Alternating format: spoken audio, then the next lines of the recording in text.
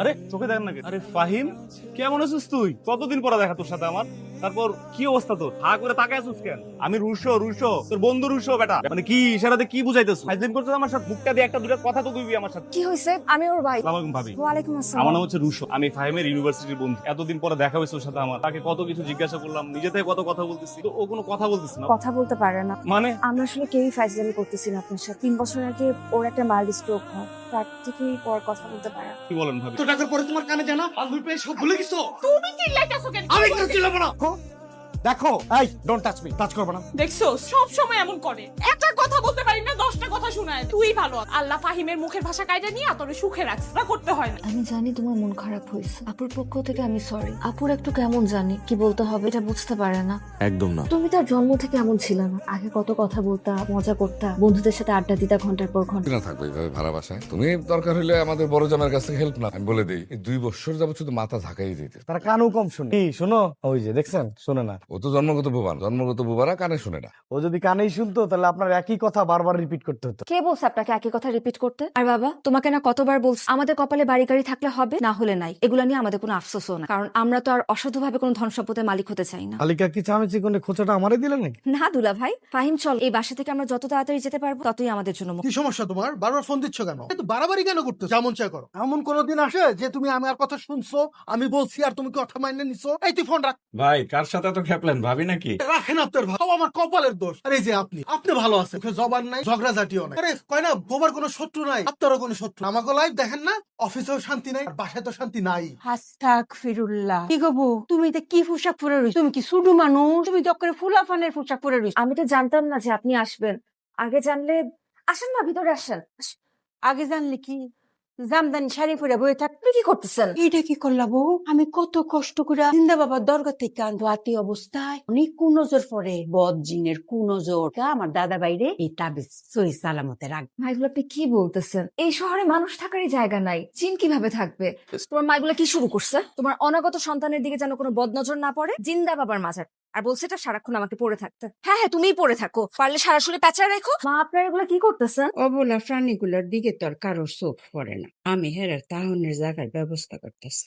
মা, আপনি কি বলতেছেন? এখানে অবলা প্রাণীকে। চোখের সামনে কি মুরগিগুলি দেখতাছ না? মা, আপনি এগুলো আমাদের খাওয়ার জন্য আনেন নাই? ডিম দেওয়া মুরগিগুলিকে আমি জবাই করতাম। আমার বাসাতে আমি এগুলো একদম অ্যালাউ করবো না। আর মুরগি পাললে তো পুরো বাসা নষ্ট হয়ে যাবে, এগুলো পরিষ্কার করবে কে? 5,000 টিহা দিয়া যে কাজের বুয়া রাখ, হ্যাঁ পরিষ্কার করবো। ডিসকাস্টিং। ঢাকা শহরে তো দেশি মুরগির ডিম পাওয়া যায় না। এখন শহরে সব পাওয়া যায়, দেশি মুরগির ডিমও পাওয়া যায়। এটা সার মার খাওয়া মুরগির ডিম। আমি জলিলের রাইস মিল থেকে অকরে পোলাও চালের কুড়া খাওয়াইছে এই মুরগির, এইটা রাঁধছি। মাছ মাংসের জল দিয়া গরম ভাতের সাথে খাওয়াইতা। বাসার মধ্যে মুরগি পালনে বাড়িওয়ালা বাসা থেকে বের করে দিবে। তাহলে বাড়িওয়ালার বাসার নিচে তো জায়গা আছে, হিয়নো কমার একটা কোয়ার বানাই দি। মা, জমিটা কি আমাদের যে চাইলেই সব দিয়ে দিবে? হেলার বার আমার উপরে চাইরা দিয়ে 2-4টা আন্ডা হাতে ধরাই দিয়া টান দিয়ে ফেলবো। এগুলো জবাই করে সবাই মিলে আমরা পোলাও খাবো, ফাইনাল। মুরগিটাও যদি ভালো হয়ে রাখতো। আমার কত শহের মুরগি, প্রত্যেকদিন 2টা করে ডিম দিত। আরে ডিম হইলো গরিবের খাওন, আর মুরগি হইলো বড় লোকের খাওন। তোমার জিগাইছি যে না, তুমি খেবে না? না মা, আমি তো সন্ধ্যায় নুডলস খেয়েছিলাম, তাই পেটটা এখনো ভরা ভরা লাগতেছে। পেটে বাচ্চা থাকলে পেট এমন ভরা ভরাই লাগে, রাত্রে এক মুঠো হলে খাইতে হইব। তোমার নয় মাংস কমলে অসুবিধা নাই, তোমার পেটে যে বাচ্চাটা আছে তার কথা তো তোমার ভাবতে হইব। না মা, আমি পরে খাবো না। তুমি কি আমার বোকা ভাবছো? আমার একটা বুঝ দিলেই হইব? বাবা হলা কইরেই কি তুমি প্রথম জনকে মারছো? কত দোয়া করছে আল্লাহ মুক্তিলা চাইছ, এখন কি দ্বিতীয় জনকে মারতে চাও? আমার সন্তানকে আমি কেন মারতে যাব? কেন যে মারতে চাও সেটা তো তুমিই ভালো জানো। আপনি বারবার একই কথা কেন বলতে? আমার ভুলে আমার প্রথম সন্তান মরে না, আপনার ছেলে আপনার নাতিকে মেরে ফেলছে। বাচ্চা কি তোমার পেটে ছিল নাকি আমার ছেলের পেটে? তুমি এখন আমার ছেলের দোষ দিতেছো কি জন্য? ভাই তোর বউ জাম করে সহ্য করতে পারে না, আমি আগেই জানি। আমরা আসনের পর থেকে যে যা ব্যবহার শুরু করছে কি মনে করছে আমি টের পাই না। আপনি কি টের পাইছেন? হ্যাঁ, তুমি আমাকে থামাইতেছো কেন? মনে কত শখ ছিল মৌলবীর বাইরে আমার ছেলেরে বিয়ে করাবো, আমার ছেলের হাত ধরে ভাই আসছো। আমি আগেই বুঝছিলাম প্রেমে বাপ মা ছেড়ে চলে আসতে পারে, সে আর কতদূর ভালো হইতে পারে। আমি তোমার মাকে তখন বেশি বলতেছে, আমি তো আর নিতে পারতেছি না। আমাকে মা ছেলের মাইরে ফেলবা? না, আমি তো আপনার ছেলের মতন খুনি। আমার ছেলেও করি না, খুনি হয়েছে তুমি শুনে। তুমি এতদিন ধরে আমাদের এভাবে ধোকা দিলে কেন? জীবনে সুখে থাকার জন্য। বড় জামাই এত কিছু করতে পারছে শুধুমাত্র তার ইচ্ছা শক্তির কারণে, তুমিও চেষ্টা করো। একটা কথা বলি বাবা, বেয়াদবি নিবেন না প্লিজ। দুলাভাই যেভাবে বাড়ি গাড়ি করছে আমি সেভাবে বাড়ি গাড়ি করতে চাই না। এক্সকিউজ মি, কিভাবে বাড়ি করছি মানে কি বুঝাইতে চাও তুমি?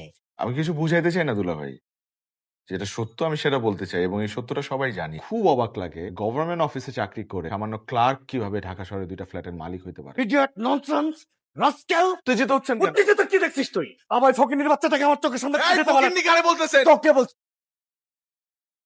ওয়েট অর্পাত, তুমি কি এটা বলতে চাইতেছো যে আজকে সবকিছুর জন্য আমি দায়ী? বাদ দাও ফাহিম, এটা নিয়ে আর কথা বাড়াইতে চাই না, কথা বাড়াইলেই বাড়বে। তুমি কথা বাড়াও, আমি শুনতে চাই। আজকে যা বলা তুমি বলো, আমি শুনবো। বাবা যে তোমার ব্যাপারে কথাগুলো বলছো তুমি ভুল বলে নাই, তাহলে তুমি রিয়াক্ট করলা কেন? আমি তো কোনো রিয়াক্ট করি নাই, আমি শুধু তোমার বাবাকে বুঝাইতে চাইছি যে ইচ্ছা থাকলে সবসময় সবকিছু হয় না। অবশ্যই হয়। যাও না, যার হবে তার কাছে যাও। যাওয়ার জায়গাটা তো আমি ঠিকই চলে যাই। তুমি আঙ্গুল নামে কথা বলো। কেন আমি আঙুল নামে কথা বলবো? হ্যাঁ, মার বাবাকে কথা বলো আমার সাথে, আমার দিকে দেখো, আমার দিকে দেখো, আমি- দেখো,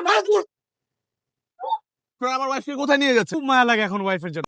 আমার মেয়েকে আমি নিয়ে যাচ্ছি। ফাহিম তোমার গলায় কি হয়েছে?